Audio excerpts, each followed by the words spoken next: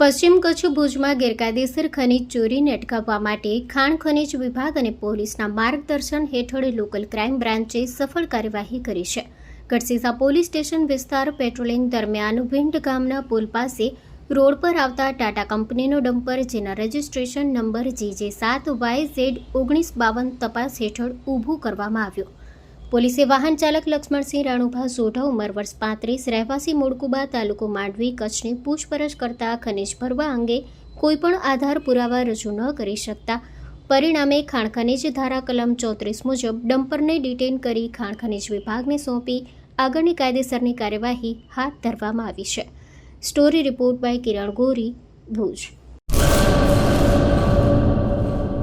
મંગલ medical store દરેક પ્રકારની દવાઓ પર ડિસ્કાઉન્ટ મળશે. હોસ્પિટલ રોડ, કોસ્મોસ બેંકની બાજુમાં, ડૉક્ટર દમયંતીબેન ગણાત્રા હોસ્પિટલની સામે, ભુજ. Mobile number 9428234840.